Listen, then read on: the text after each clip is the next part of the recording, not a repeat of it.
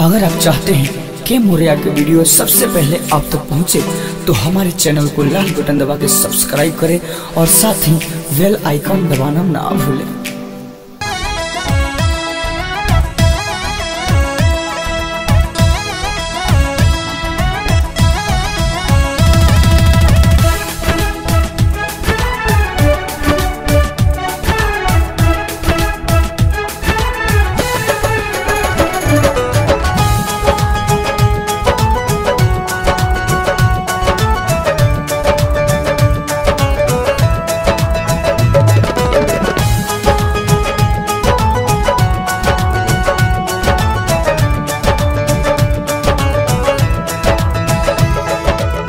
लहंगा में चाप दे हो जाई बवाल हो, चढ़ली जवानी बाटे टॉप वाली माल हो।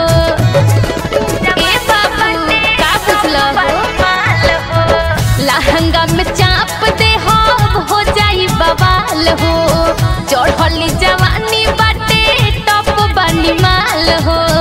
मुहवा में ले लो है ना मारिया रानी चाहे हाथ धोके अब हो उठा के तू घरिया टंगरिया देखा के तो नाच। अरे चाचा प्रेजेंटेड बाय मोरिया।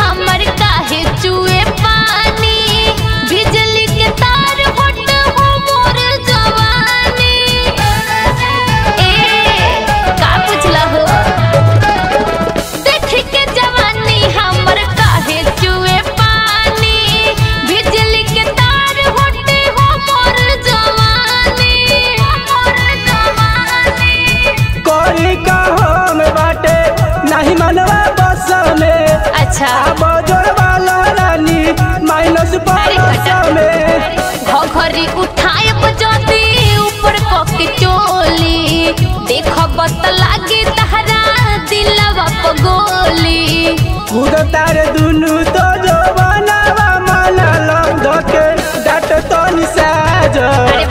अब हो उठा के तू घरिया टंगरिया देखा के तो नाच। हटा होने प्रेजेंटेड बाय मोरिया।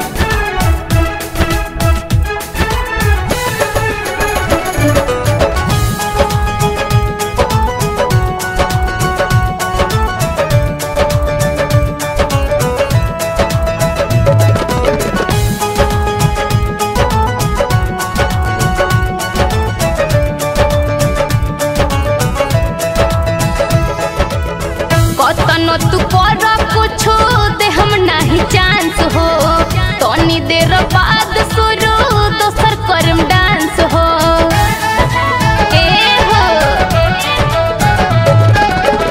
कतनो तू कर कुछो दे हम नहीं चांस हो, तनी देर बाद शुरू दोसर करम डांस हो।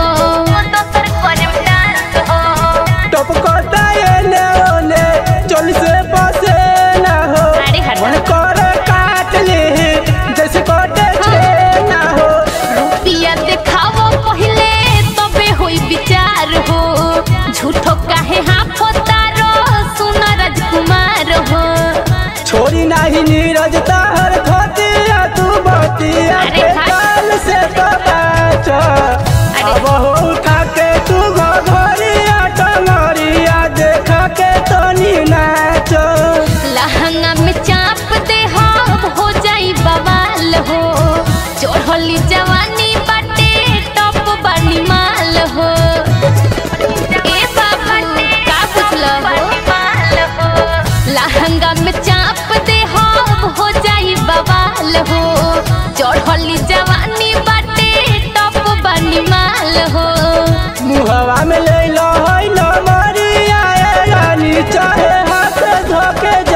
नाच अब हो उठा के तू घरिया टंगरिया देखा के तो नाच। प्रेजेंटेड बाय के मौर्या।